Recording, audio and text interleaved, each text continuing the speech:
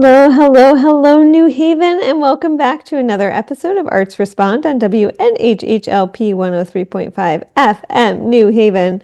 I'm your host, Lucy Gelman, and today I am so excited to be here with Reese McLeod and Krista Gibbs. Reese is the president of the Elm City Freddy Fixer Parade Committee, and Krista is the parade coordinator, and we are going to be talking about all things Elm City Freddy Fixer today, which I am really pleased about. If you've stuck with our show for a little while, you know that we followed the Freddy as it's been in a couple different iterations and made its very mighty comeback from the COVID-19 pandemic. So it's a joy to have both of these ladies on with me today. Welcome to both of you.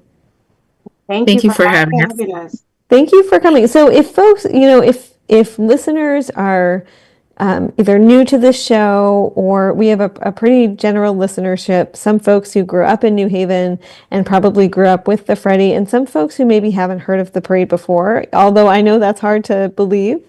But I'm wondering if, Reese, if you could kick us off and talk a little bit about the historic Elm City Freddy Fixer Parade, which is truly an institution in New Haven.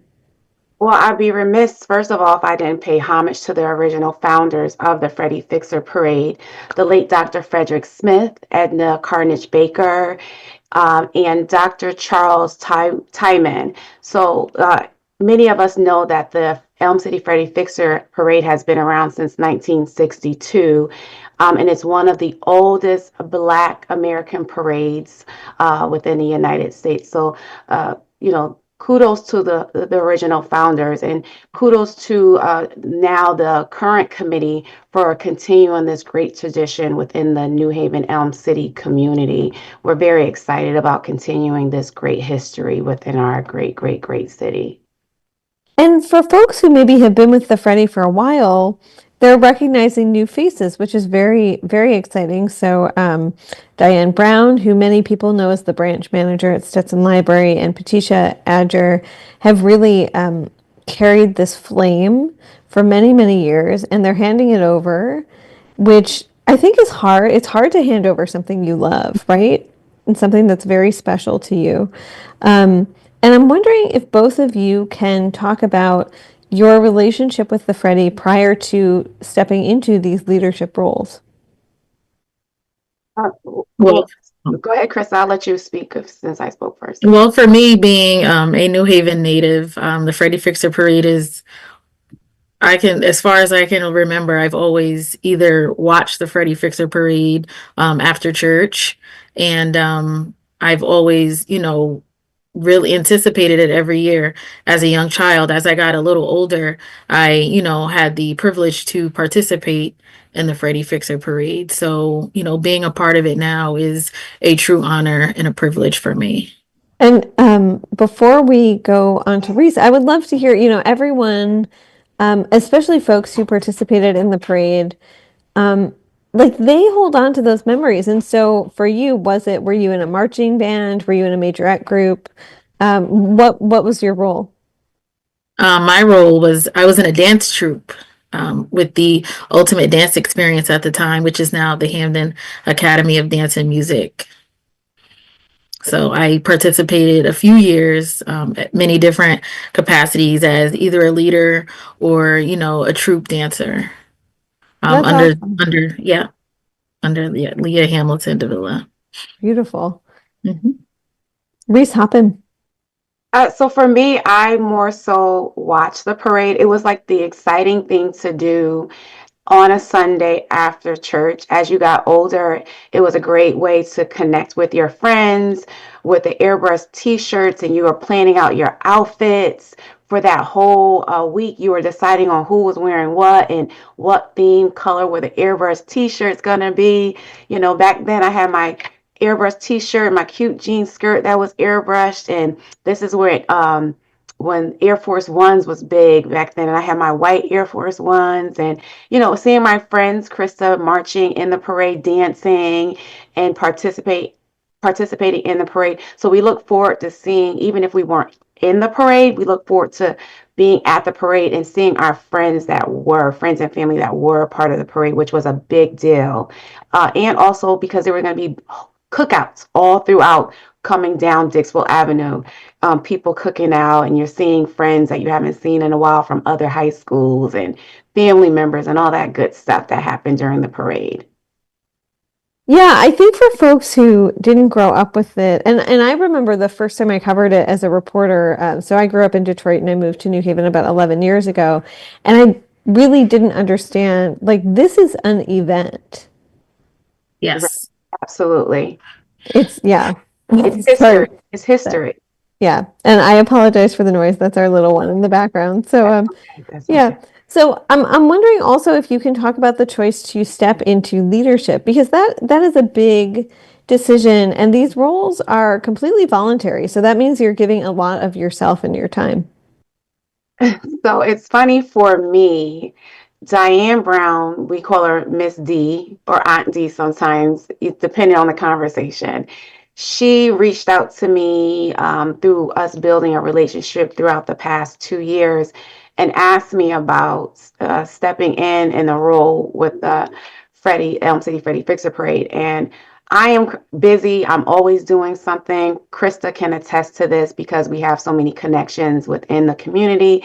And I was like, I'm not sure if I want to take on this role. And she was like, I think you can do it. You just have to build a great team. So I thought about it, and she told me to volunteer for the parade last year. And I volunteered, and I just loved everything about it. Because sometimes when you're on the outside, you don't see all the chaotic but fun, great things that happen to get to the parade, get to the gala, get to all the connections that's within building up the parade for the next year, to the next year, to the next year. And I was able to see that for myself and see all the hard work and the dedication and the leadership and all the great volunteers. And I said, why not give it a try? So when I actually met you last year and I was announced as being the incoming president, I didn't, only few knew. So I didn't announce that I was president until I think last February. And that's when it became like, you're the president. I want to participate. But I was kind of like staying behind the scenes and just building up, my great team, and this, to keep this history going. And luckily, I'll say this, Krista has come on as our parade coordinator, but we have a friendship outside of all of this. So there was that trust, that connection, that sisterhood. So it made it kind of like a breath of fresh air that I said, okay, I have someone that I know is going to always have my best interest in anything that we do moving forward with this parade. So that made it kind of the transition very easy for me to accept it. I mean, I had to nudge her a little bit to accept it, but she accepted it. It's a big undertaking. It's huge. Absolutely. And and Chris, I'm wondering if you can talk a little bit about also what planning has looked like, because I think for different teams in this role, and I should say the executive board is bigger than just the two of you, thank goodness, because Yeah. even though you are amazing, it does take a village. An undertaking like this really does take so many folks. But for both of you, what has planning looked like, especially as we get closer to the end of May and the beginning of June? So I would say that just like Reese said, I'm also involved in some other things, and I was a bit apprehensive at first, and I said, "Ooh, wow, the Freddy Fixer Parade. I wonder what the logistics and the operations of that looks like." So I would really have to say that we've had help. We are so very, privileged to have help from, past members who are able to, pass the torch on to us, just, making sure that marketing, making sure that, we're able to communicate via email to people, to reach out to those who are interested. We've more recently just started the King and Queen. We want to be able to offer a scholarship to a male senior and female senior this year with the Freddy Fixer Parade. So, aside from, getting everything together. We're trying to also incorporate some new things that we're hoping to draw more of our community members. That is a segue right into my next question. So I do want to talk about, of course, like Freddy Fixer Weekend, because like the parade itself, it has become this beautiful weekend where like people come back from out of town. Often I'll talk to families who like the aunties have flown in from Georgia and someone else has flown in from North Carolina, and like everyone's there, the house is full, it's full of music and conversation, and then the family comes out and stands on Dixwell Avenue to watch the parade come down, and then probably like usually they have a cookout afterwards, and then it's not until like Monday or Tuesday when everyone goes home. So it becomes this big thing. So I do want to talk about the whole weekend, which includes a festival and an awards gala, and of course the parade itself. But I want to talk about some of the innovations that both of you are bringing into this space. So tell me more about the King and Queen. Let's start there, and then we'll talk about some of the other things that we can expect to see this year. So before we even decided on moving forward with the king and queen idea, it was something done in the past for the Elm City Freddy Fixer many years ago. So we all come together for our weekly board meetings, committee member meetings, and I just remember saying, let's do something with the king and queen thing. And from there, the turns in Krista's mind were going, and she just was like, okay, this is what we're going to do. This is how we're going to incorporate. This is the ideas that I have. And we just collectively came together to format a structure of how can you apply, what qualifications what are required for you to apply for the scholarship. And we just took it from there. And we also thought that would bring more of the youth back to the youthness of the parade, and get the attention of, you know, younger, middle, but also the high schoolers as well. And I think that's drawing attention because they're excited about dressing up, and, their prom attire and all that kind of incorporates with the king and queen. So also highlighting that for them. I may not have won prom king, but I won the Elm City Freddy Fixer king and queen court. So that's kind of exciting, what I took from it, as well, as many of the committee members as well. Krista, do you want to hop in? Yeah, just like Ree said, the information was brought up. All of the committee members put their heads together. I came up with some few things and I brought it to the team. Mm-hmm. I said, hey, what do you think about this? What do you think about that? So when you have a team of, I don't know, maybe 6 of us at the time, we were like, oh no, oh yes, so we were able to come up with certain things. And then, the marketing, we had somebody, come just make the entire letter come alive. Attention seniors, how would you like to be the prom king, or I'm sorry, the Elm City Freddy Fixer Parade king or queen, we're the crown, things of that nature. So and we also wanted to be able to give back also. Right. Education is big for many of us, especially the Elm City Freddy Fixer Parade Committee. So, aside from being able to wear the crown in the parade, we also wanted them to, help with some college readiness, and to prepare them for, their first days or first months in college or their first semester of college.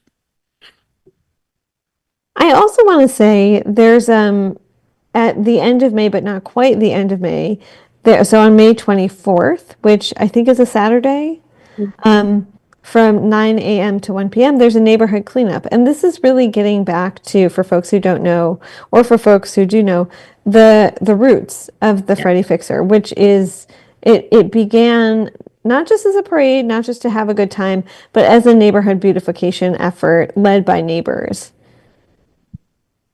Yes. Yes, absolutely. So we wanted to continue that tradition as well. Rodney Williams actually leads the community cleanup. And this year, not only is he leading the community cleanup, but he's also being honored. He's one of the honorees for the 7th annual Elm City Freddy Fixer Award Gala. So, we have people in our network on our committee that may not always join our meetings, but still want to be a part in some way. And Rodney Williams is one of those individuals that is always extending a helping hand. He said, whatever you do, plan it, coordinate it, I'm going to be there to help and lead in any way. And that's what we're doing. And we're getting volunteers. We're always seeking more volunteers. We're never going to turn anyone away to volunteer. That's always something great to have. And we're encouraging high school students as well to get those high school credits, that you need, your volunteer credits for volunteering, to join us. We're going to have, it's 9 to 1 p.m. I think 9 to 1:30. You're going to be helping, assisting throughout the community, but also you're going to be provided a good lunch as well. So, and then we're going to just come together and just have laughs and, good times together while doing our due diligence within our own community. Too often we go outsource to help when the help is needed within our own community. And I think this was a great idea from our own committee to say, let's continue this tradition of the community cleanup within New Haven. That's right. And I also just want to shout out Rodney. I'm so glad that you said,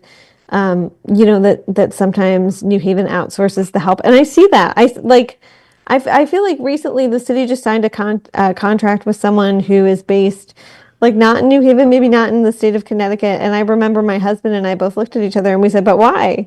There are folks in New Haven who do this work. And Rodney has been loud in the most best and beautiful way about hiring folks from New Haven for jobs, especially construction jobs in New Haven, and making sure that the folks who are getting that work look like the people who live here and are the people who live here.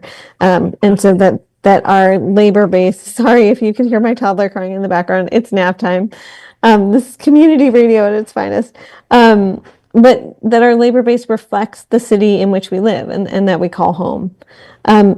So I do just want to remind folks really quickly, if you're just joining us here on WNHHLP 103.5 FM New Haven, this is Arts Respond. I'm your host, Lucy Gelman, and I am here today with the Elm City Freddy Fixer Parade Committee President, Reese McLeod, and Parade Coordinator, Krista Gibbs.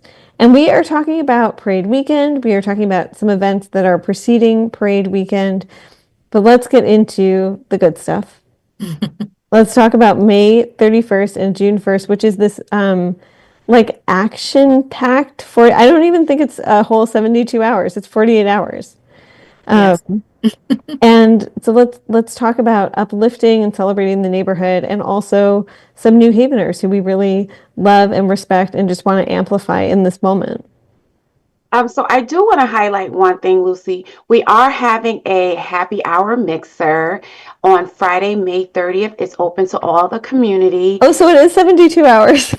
Yes. So it's open to all the community. The Cambria Hotel is sponsoring this event for the Elm City Freddy Fixer Parade. The happy hour mixer starts from 5 to 7:30 p.m. We're going to have live entertainment, light refreshments, and a cash bar for that happy hour time. But we want to kind of incorporate just a couple of days of events, and we thought, after work, why not stop by the Cambria, have a nice little social happy hour mixer, mix and mingle a little bit, and then the festivities starting Saturday. Yes.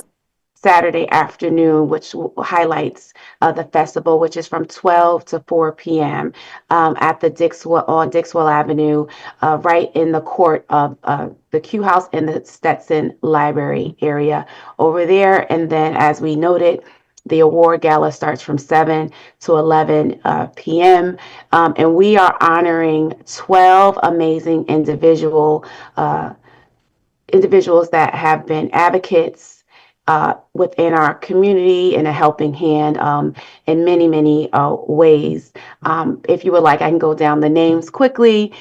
We haven't made an official announcement, but we have, like I said, as well as Krista knows, we have some amazing honorees, and why not honor them and recognize them on this platform that we're on today. We have Detective Cheryl Carr, Rodney Williams, as we mentioned, Dr. Tamika Jackson MacArthur, Ronald Huggins, Amir Williams, Chaz McCarter, Marvin Trey Dawson, Patricia Adgar, Diane Brown, Jacqueline Glover, former Elm City Freddy Fixer Committee members, Atai Mattel, we have Joshua McCowns, and Cobre Smith, and we have Douglas Bethia, who's also being honored. So we have these. I just said 12, but we have these 15 honorees. And it's a large number, but we couldn't honor just one person from the Elm City Freddy Fixer. And we were like, we're going to honor all these 3 past amazing committee members that kind of paved the way for us to be where we are currently as board committee members right I now. was I was gonna say that's just so beautiful also because I feel like Diane, Patricia, Dougie, Rodney, these are folks who give so much of themselves and the sacrifice is so great and they don't always get their flowers. And Right. so it's beautiful to see them being recognized by the community that they've just given so much to. Right. They show their love and dedication to the New Haven community every day. And I think I'll say this, what I love about Krista, she's always reminding you of the things that people do, the underdogs. Sometimes, right, the people that are sometimes recognized, you kind of see them recognized in other aspects of events and organizations. But I love that Krista reminds you about this person that you don't see them highlighted or on in pictures or in the news, but they are dedicated to the community. They're always willing and available at any time, to do something. And that's what we're showcasing with this year's honorees, and continuing again great traditions within our community. So I always say kudos to Krista for always keeping me, alert and aware of these great people within our community. And Krista, do Thank you, especially as someone who participated, both watched the parade and then participated in the parade, do you find that you have like a running list in your head, like, oh, if I was in leadership, these are the people that I would honor? Yes, I keep my eyes open, I keep my ears open. I tend to root for the underdog a lot. But like Reese said, there are so many people who, they don't care to be in the limelight, or, they're very humble people. They don't necessarily care to be honored, but I feel like, that is something that we should do. So, I always look and say, hey, this person, I saw this person clean up the entire Dixwell Avenue last year. This person should be honored, or, this person I've known since I was 5 years old, and they've always been, you know, a role model for all of the New Haven students. So, aside from the people that are being honored, there are also some others that are being honored as grand marshals. And I don't know if you have those names, Reese, that you want to. So we have former Representative Robin Porter. We have Rashawn Langley of the Rashawn Langley Project. I always call him Diamond. DJ Diamond D. DJ Diamond D. And I think those are all of our grand marshals. So we wanted to kind of think out of the box this year when we were selecting our grand marshals. It's so funny. We were, I ran into former Representative Ramen Porter in the bank, and I said, "Did you get our email?" She was like, "No, I didn't get it." I said, "I need your email. We want you to be a grand marshal." And she was like, "I absolutely will. I absolutely will do anything you want me to do." And actually, correct me, she is going to be a dignitary, walking as a former representative of dignitaries, Ms. Robin Porter. But yes, I saw her in the bank, and anyone I see, I'm like, "Did you get to the email? We want you to be part of the parade." Yes. So let's talk about the parade itself and parade day itself. Talk me through the process of planning, of letting folks know that it's still happening, of of your vision. Everyone has a slightly different vision for the parade. I think it's always a pretty musical one. If folks haven't been, it is this joyful sort of explosion of sound that fills Dixwell Avenue for blocks and blocks and blocks. So tell me about your visions for the parade. Well, I would say that, our visions for the parade, of course, is to be as big as last year, if not, bigger. We want, everyone to come out, of course. We just want that community feel as the same as we had growing up as children, as last year. We want community organizations to come out as they have been. We want more community organizations to come out because there's so many organizations who do so many great things, especially for the New Haven and the surrounding areas. We have so many businesses that do so many great things and give back. So we've been emailing, we've been calling, texting, social media inboxing. Reese has been very instrumental in, getting people to do these lovely marketing commercials for us. So, it's been a lot of, just reaching out and community engagement to, to get this parade to be this, be something very monumental as it has been this year, last year, and we want it to be even bigger this year. Absolutely. And I just want to give a shout out to the film department in Slay, Washington. Our last promo was absolutely amazing. We have Yes. other promos that are coming out, continuous marketing on social media, Facebook and Instagram, highlighting all the different events that will be going on, and just the continuous outpour of businesses and organizations that are actually just reaching out to us that want to be sponsors and donate or work with us in some capacity for the parade, the Elm City Freddy Fixer Parade weekend. And we're very, very, very excited about that. We have built a great team. Is no I in team. I could not get any of this done without the great team that I have behind me, as well as just the foundation that former committee members such as Patricia Agar, Diane Brown, and Jacqueline Glover have set forth for me and my committee as we move forward. And they're still on the board. They're helping us.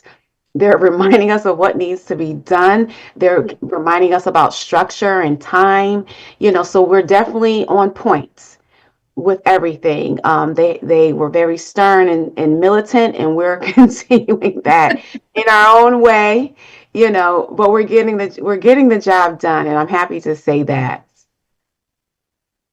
I love that. And I want to talk. So I just want to let folks know, because June 1st will be upon us before we know it, that the parade steps off at 1 p.m. And is it the same place where it always starts, around Vizel's Pharmacy at Yes. Dixwell and Bassett Street? Yes. Okay, And the great. kickoff starts about 1:30. We usually 30. start lining up about 12. Beautiful. Everyone in order, make sure everyone is in their right zoning, and all of that, which Krista will cover. All of her volunteers and marshals and all that will cover that. But our kickoff will start on time. We like to be on time. We will start exactly at 1:30. And so I know that asking this question is always like asking a parent, like who your favorite kid is.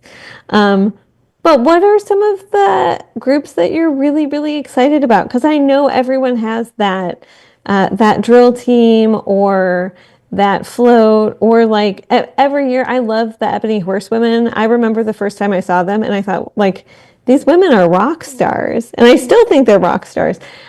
So some of the folks that you're just excited to see back in the mix. So Well, I'm biased for saying this, but this year, for the first time, Girl Lemonade and the Young Ambassadors will be joining the parade this year. I'm always excited to see everyone. I'm really always excited to see the dance teams. So I always tell Krista, I want to participate in something. She just me with a side eye, but I love seeing the young men and women dancing and their flexibility and, their moves and, all that good stuff. But I'm always happy to just see everyone a part of the tradition of the Elm City Freddie Fixer Parade, because that just makes me feel like we're doing something right. We're continuing this historic moment in history. People want to be a part of it, and that's the great part of just doing everything, working towards that day in that weekend. Krista, what about you? So I'm always excited to see the drill teams. Um, as of late, elite drill team, the dance teams, of course, the newer majorette teams that have been in the parade the last few years. I always like to see Ebony Horsewomen as well. I like to see the Flaming Knights. Those are just some of those troops you just don't forget about. So you always look forward to seeing them. I'm excited this year also to see a lot of the high school bands. Um, and more so, some newer schools have started to be involved with their dance teams and bands and drill teams. So it's just nice to see the youth, I think. I love the kids, so I like to see the kids showcase their talents. Yeah. Yeah, I'm excited and also to see our committee members also Yeah. and them doing their work and being able to kind of march and walk through the parade as well. We're going to be working, but we're also going to have fun, you know, and that's the great thing. I'm also excited about Donald continuing his fashion show and giving each of one of us committee members and marshals some type of piece of clothing that he designed for us to march in the parade. So I'm just excited about that as well. And that is also something that's tradition that people remember. So, we're definitely adding new aspects up to the parade, but continuing that tradition and things as well. Yeah, yeah. Shout out Donald Carter, who grew up with the Freddy. I mean, again, this is someone who it's this beautiful full circle moment. And I think the fashion show has now been happening for, I want to say 3 years, on the day of the festival before the parade. And then to see him in the parade and his fashion, if folks haven't experienced Donald's work, it's just exceptional and exquisite and fun and whimsical, like all and sexy, all the things at the same time, right? Right. And colorful, yes. Mm-hmm. Yeah, absolutely. Yeah, I remember he has multiple collections and he has a collection that is like Elizabethan, and so like there's like a little bit of Bridgerton in there, but he was doing it before Bridgerton, very important. Um, and just like bright, vibrant colors. Yeah, he's just totally a genius. So before we go, there are two questions I have, and the first is, and you mentioned this a little bit before, for folks who are listening to this, maybe who grew up with the Freddy, maybe who did not but want to get involved. What's the easiest way for them to get involved? So I would say, please feel free to go to the Elm City Freddie Fixer Parade.com website, and you can find all information about how to volunteer, how to participate in walk in the parade, how to purchase your the award gala tickets. Everything is on our beautiful new revamped website. And again, that's the Elm City Freddie Fixer Parade.com. We're also on Facebook, Elm City Freddie Fixer Parade, Facebook, and also the official Elm City Freddie Fixer Parade committee on Instagram. The last question I always ask folks is, you do so much pouring into the community. How do you also take care of yourselves? That's a good question. Um, I do a lot, but I have to set some time aside, or I always remember, okay, after June 1st, maybe I can plan me a nice, I don't know, little getaway or something. But I just try to stick to my guns while I'm in it and just look at the light at the end of the tunnel about how big and how beautiful, the event is going to turn out. The light at the tunnel. I like. Same for me. I just keep going. I listen. I'm using Krista, but she always is telling me I'm doing too much. But we are both always doing too much, and we're always saying it to each other. I just the way I keep myself in my head in the game is remembering that there's going to be a great outcome, right? And June 1st can't come fast enough, and then there's June 2nd where I will be relaxing and possibly be on someone's beach, somewhere, because my birthday is June 3rd, 2 days after the parade. I just want to highlight that. So, for the last 2 years, I've pushed back any celebration that had to do with my birthday to volunteer to be a part of the parade. And this year I am, leading in some aspect, the parade committee. So, there's always something exciting at the end of the tunnel, as Krista said, so I'm excited just about everything that's going to be happening for that whole weekend. Oh, sorry, I was muted. I love that. Well, I want to, if folks are just joining us, go back and listen to this whole interview, please. This has been Arts Respond on WNHHLP 103.5 FM New Haven. I'm Lucy Gelman, and my guests today have been Reese McLeod, current president of the Elm City Freddy Fixer Parade Committee, and Krista Gibbs, who is the parade. Sorry, I'm pulling it up as I. Who is the parade coordinator of the Elm City Freddy Fixer Parade Committee. And if you have been listening to this and want to find out more, you can go to elmcityfreddyfixerparade.com. That's Elm City Freddy Fixer Parade is one word, .com. And find out all the good things. I want to thank both of you for joining me on this. Now it's sunny. It wasn't sunny when we started our show, so the sun came out for both of you this sunny Friday afternoon. I really appreciate it. I hope both of you have a wonderful weekend, and I cannot wait to see you. At the end of May 24th is the first time at 9 a.m. is a community cleanup. And folks can also register at the website. They can register and buy tickets for the Elm City Freddy Fixer Parade 7th Annual Awards Gala, which is on Saturday, May 31st from 7 to 11 p.m. at the Omni at 155 Temple Street in New Haven. And before you get cute and go to the gala, you can go to the festival, which is the same day. So go have fun at the festival, get sweaty because it's going to be hot. Eat some good things. There are always small food businesses at the festival who bring just magical treats.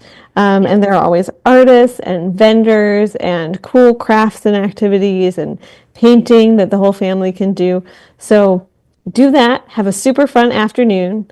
Get a babysitter. And then get cute and go to the gala at 7 p.m. at the Omni and honor some just really good folks, beautiful, beautiful souls in New Haven. And then I don't know, maybe sleep. And the next day at 1:30, get yourself to Dixwell Avenue and watch the parade. It's going to be incredible, starting at 1:30 p.m. on June 1st. I know that feels far away, but it's going to be here tomorrow. Yes, around the corner. Yep, around the corner. Thank you both so much. I so appreciate it, and I hope you have a beautiful weekend. Thank you, Lucy. Thank you for having us, Lucy. Thanks for having us. And as always, thank you to Harry Droz. He's the man behind the magic. Harry, you can take us out.